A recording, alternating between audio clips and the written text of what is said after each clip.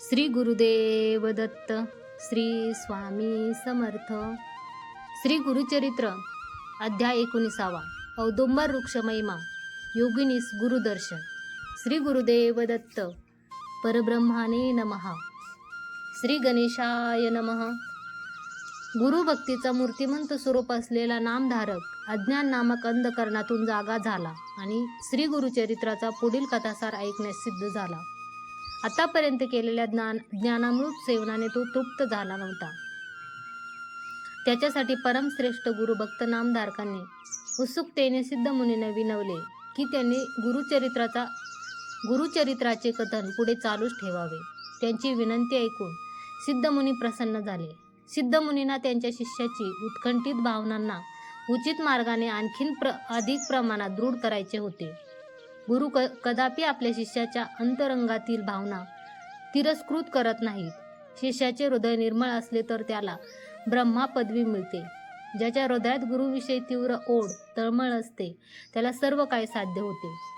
शिष्याची भावना जाणून सिद्धमुनींनी अनुपमेय श्री गुरूंची महती पुढे विस्ताराने सांगायला सुरुवात केली. ते म्हणाले, नामधारका, सर्व संग परित्याग करून श्री नरसिंह सरस्वती येती निरंतर त्या अरण्यातील औदुंबर वृक्षाखाली आसीन झाले होते.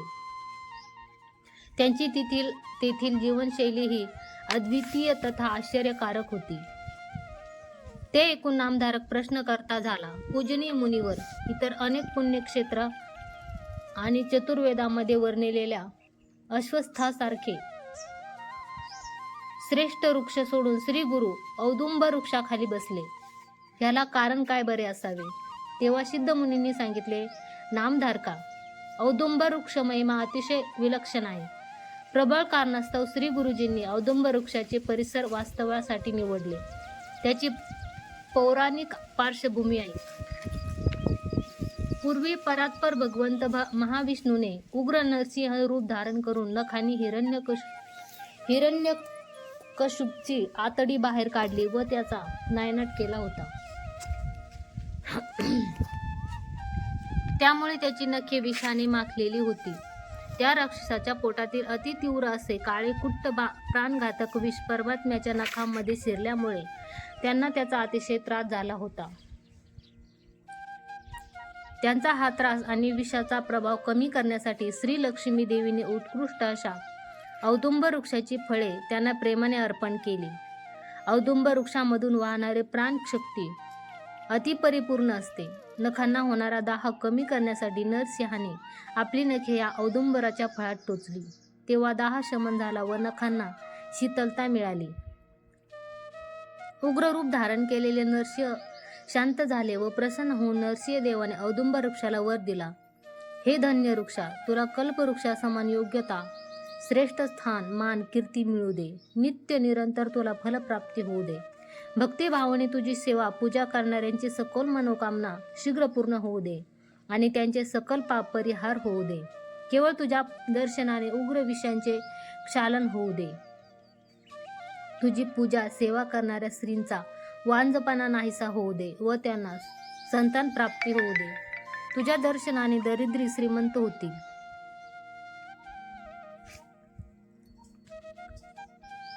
भक्ताचे ब्रह्महत्यादी दोषही नष्ट होऊ दे. हे ब्राह्मणा, तुझ्या सानिध्यात बसून जप करणारे ज्ञान संपन्न होऊन त्यांना योग शक्ती मिळू दे व त्यांचे इच्छित फळ त्यांना लाभू दे. रोगी निरोगी होऊ दे. तुझी छाया पडलेल्या तीर्थात स्नान केलेल्या पवित्र भागीरथी नदीत स्नान केल्याने मिळणाऱ्या पुण्यापेक्षा अधिक पुण्य मिळू दे. भक्तिभावपूर्वक तुझी सेवा करणाऱ्यांचे सखल मनोरथ पूर्ण होऊ दे. श्री लक्ष्मी सहित मी तुझ्यात वास करून सकल जनांचे कल्याण करीन. अशा प्रकारे परमेश्वराने औदुंबर वृक्षाला आश्वासन दिले. महामहिमा असणारे औदुंबर वृक्ष भक्तांचे अभिष्ट पूर्ण करणारे कलियुगाचे कल्पवृक्ष आहे. असा अनुग्रह ह्या वृक्षाला असल्या कारणाने कृष्णा पंचगंगा तीरावर असलेल्या औदुंबर वृक्षाखाली दत्तावतारी श्री नरसिंह सरस्वती आपली उपासना करत द्वैप्य रूपाने राहिले. औदुंबर वृक्षाच्या सानिध्यात वास करून भक्तांचा उद्धार करण्यासाठी, तीर्थ पावन करण्यासाठी श्री गुरुजी मनुष्य देह धारण करून भूमीवर संचार करीत होते. तिथे वस्तीला असणाऱ्या यतीच्या जीवनशैलीबद्दल कोणालाच काही माहीत नव्हते. हा ही अत्यंत रहस्यमय, कौतुकास्पद व आश्चर्यकारक विषय होता. श्री गुरु आपल्या आहार विहारासाठी व भिक्षा मागण्यासाठी कुठे बाहेर गेलेले कोणीही पाहिले नव्हते. त्यांचे जीवन रहस्य समजून घ्यायला काही उत्सुक ब्राह्मण एके दिवशी कृष्णा पंचगंगा संगमावर पोहोचले. पण तेथे पोहोचता क्षणी त्यांना भीतीने ग्रासले. त्यांनी तेथून आपसुकच पलायन केले. गुरूंची परीक्षा करणे म्हणजे अग्नीसोबत खेळण्यासारखे होय. गुरूंची परीक्षा अनर्थाला कारण बनते. ती अज्ञान कुत्सित बुद्धीची परिसीमा होय. गुरूंची परीक्षा घेणाऱ्याला नरक यातना गतीच असते. श्री गुरु तेथे वास करीत असताना तेथील अमरेश्वर स्थानी विराजमान असणाऱ्या 64 योगिनी मध्यान्ह समयी श्री गुरूंच्या ठिकाणी आगमन करून अत्यंत भक्तिभावाने व सकल मर्यादापूर्वक त्यांना पूजेसाठी आमंत्रित करत असत. तिथे शेतात राखण्याचे काम करणारा गंगानुज नामक एक अबोध नाविक होता. योगायोगाने त्याने हे सारे प्रत्यक्ष पाहिले. त्याला अत्यंत आश्चर्य वाटले. यतींच्या विषयी त्याच्या मनात भक्तिभाव विश्वास निर्माण झाला. मूलतः मुग्ध असलेल्या त्याने अतीव कुतूहलाने कुणाच्याही नकळत गुरूंचा पाठलाग केला.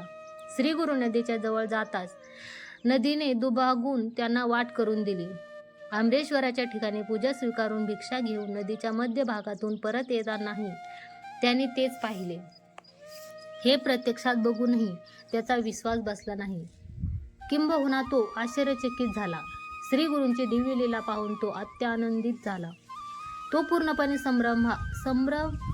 संभ्रमात पडला होता आणि क्षणभर हे समजणे त्याला अवघड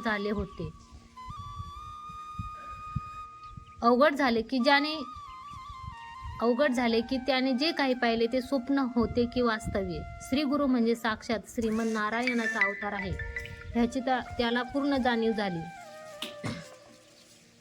दुसऱ्या दिवशीही त्याला तेच दृश्य पुन्हा दिसले. त्याने पुन्हा श्री गुरूंचा पाठलाग केला.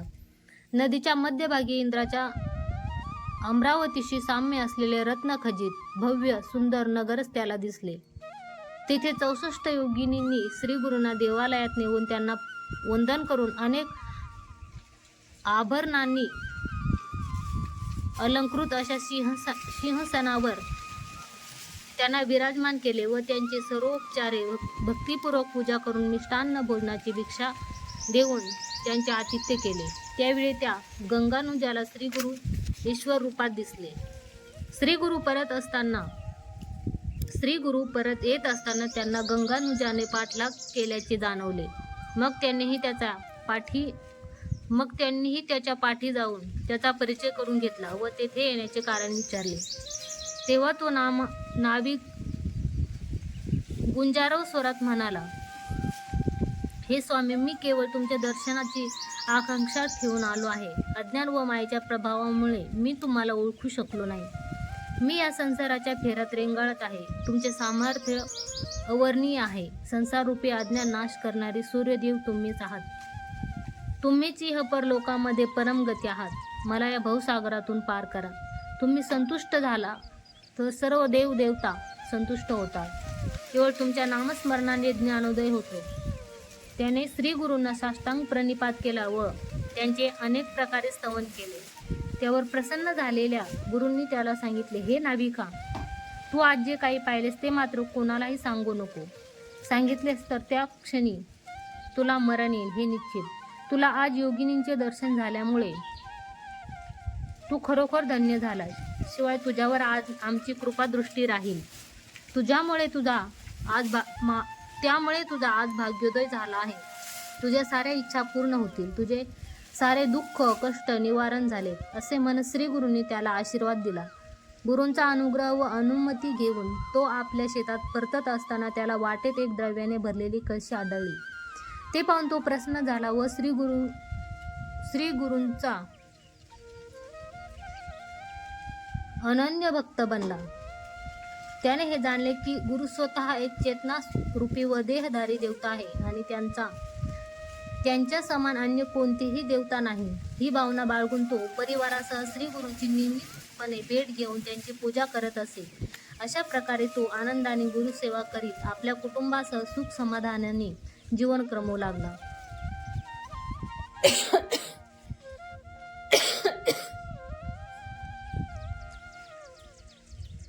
पुढे माघ महिन्याची पौर्णिमा आली. त्या दिवशी गंगानुजाने श्री गुरूंचे दर्शन घेतले व त्यांना विनंती केली, स्वामी, काशी क्षेत्री तीर्थाटन केल्याने व प्रयाग तीर्थात स्नान केल्याने अगणित पुण्य लाभते असे मी शास्त्रज्ञ ब्राह्मणाच्या मुखातून ऐकले आहे. मी एक मूर्ख आणि मतिहीन असल्यामुळे मला त्या क्षेत्राबद्दल काही एक माहिती नाही. या दोन्हीमध्ये अधिक पुण्यकर क्षेत्र कोणते हे मला समजत नाही. कृपया मला या संदर्भात योग्य मार्गदर्शन करा. माझ्यासाठी तर तुमचे चरणकमल सकल तीर्थक्षेत्राचे उगम स्थान आहे. गुरु प्राप्त होईपर्यंत तीर्थयात्रेची आवश्यकता असते, तदनंतर तीर्थाटनाची आवश्यकता नसते. तुमचे पादोदय स्वतःच पावनकर स्थान आहे.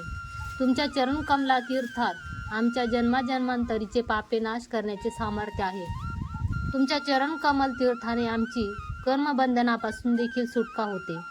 तेव्हा नरसिंह सरस्वती येती म्हणाले, हे गंगानुजा, तुझा विश्वास आणि विचार योग्य आहे. भक्ती शुद्ध असली तर तीर्थयात्रेची आवश्यकता नसते.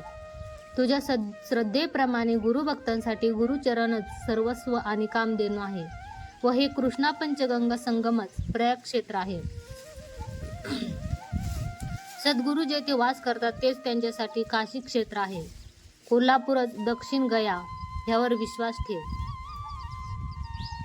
तीनही स्थळे अत्यंत मनोहर व पावनकार आहेत. आमच्या वचनावर विश्वास ठेवून तेथे धार्मिक विधींचे आचरण कर. तेव्हा तुला समजेल की आमचे वचन स्वतः साक्ष आहे. तथापि तुला तीर्थाटन करावयाची इच्छा असेल तर आम्ही त्याची व्यवस्था करू. त्यासाठी सिद्धता कर. मग गंगानुज भ्रांतीतून मुक्त होऊन आत्मरूपात लीन झाला.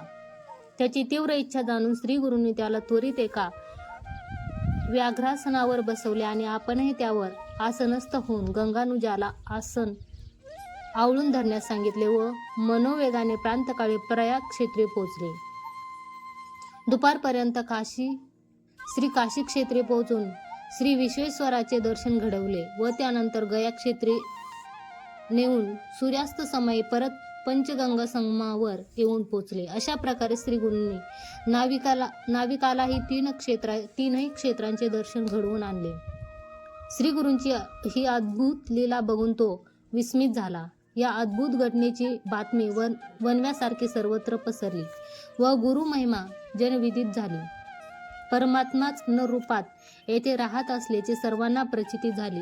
पण हा विषय सर्वत्र सांगोपांगी पसरल्यामुळे नरसोबावाडीमध्ये अधिक समय राहणे योग्य नाही असे समजून श्री गुरुजींनी तेथे निर्गमनाची तयारी सुरू केली.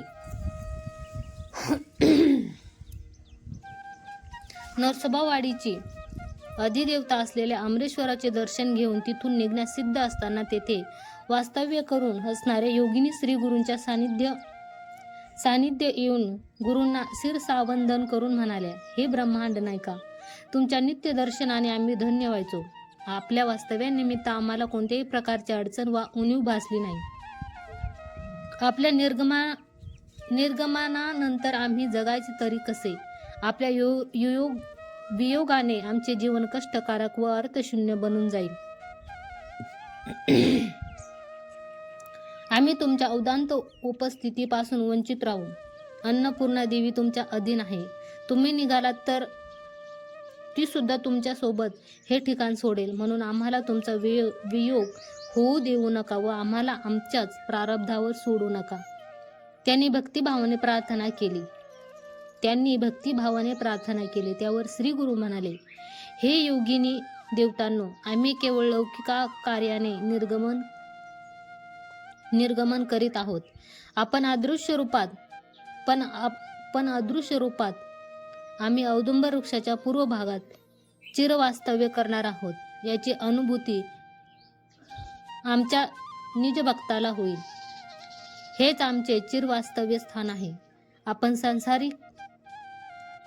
आपण संसारिकांना माझे दर्शन होणार नाही पण सांसारिक लोकांना माझे दर्शन होणार नाही. आम्ही येथे आमच्या पादुकांची गुप्त रीतीने स्थापना करीत आहोत. त्यावर श्रद्धा ठेवून त्यांचे पूजन केल्यास सर्व सिद्धी प्राप्त होतील. पादुकांची पूजा ही साक्षात आमचीच पूजा असेल. आम्ही देहधारी नसून आम्ही निर्गुण निराकारी आहोत. गुरुतत्व सदैव राहते,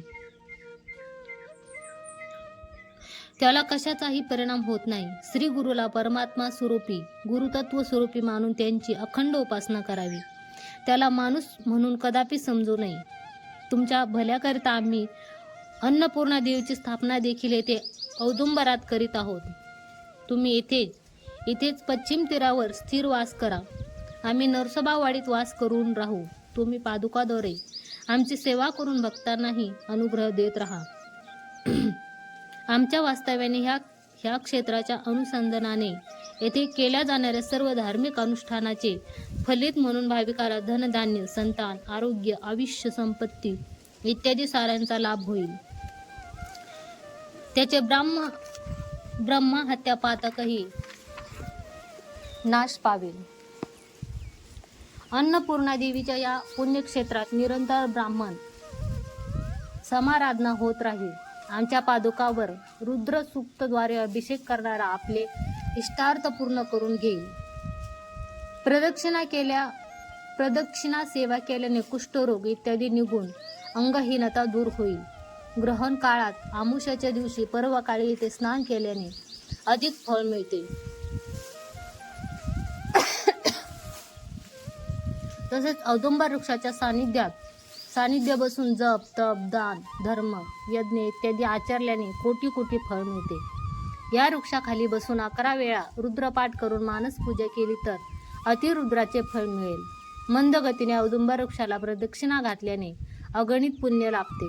असे 2 किंवा 4 प्रदक्षिणा घालून नमस्कार केल्याने अपरंपार पुण्य लाभते. कुष्ठरोगी अंगहीन यांनी लाखो प्रदक्षिणा केल्याने त्यांना देवत्व प्राप्त होते व इतरांकडून पूजा करून घेण्याची अर्हता त्यांना मिळते, असे आश्वासन दिले. धर्मकार्यानिमित्त आपणास जाण्याची अनुमती द्यावी असे निवेदन श्री गुरूंनी योगिनी देवतांना केले. तेव्हा योगिनींनी भक्तिपूर्वक वंदन करून खिन्न अंतकरणाने मुकसंमती दिली. मग श्री गुरु तिथून निघाले आणि भीमा अमरच्या तीरावरील अनुपम पवित्र क्षेत्र गाणगापुरात पदार्पण केले, ज्याला गंधारभुवन असेही संबोधले जाते. श्री गुरुजी येथे प्रकट रूपाने आणि औदुंबर क्षेत्रात अदृश्य रूपाने भक्तांना अनुग्रहित करू लागले. श्री गुरूंच्या वास्तव्याने गाणगापूर भूतलावावरील वैकुंठ झाले. गुरु संपूर्ण विश्वाला परिशुद्ध करतात. त्यांनी अखिल विश्वाला वैकुंठमय केले. पुढे पुढे गाणगापुरातही श्रींची ख्याती पुष्कळ झाली. हे नामधारका, कामधेनूसारख्या श्री गुरुचरित्राच्या श्रवण मात्रे मानवाच्या सकल मनोकामना पूर्ण होतात व चतुर्विध पुरुषार्थही लभ्य होते. शरणागत गुरु भक्ताला शास्त्राध्ययन करण्याचे व इतर साधना आचरण्याची आवश्यकता नसते, असे हे कथाख्यान सिद्धमुनींनी नामधारकाला निरूपण केले. इथे परमकल्याणकारी श्री गुरुचरित्राचा 19वा अध्याय संपन्न होतो. श्री गुरुदेव दत्त. श्री गुरु दत्तात्रयार्पणमस्तु.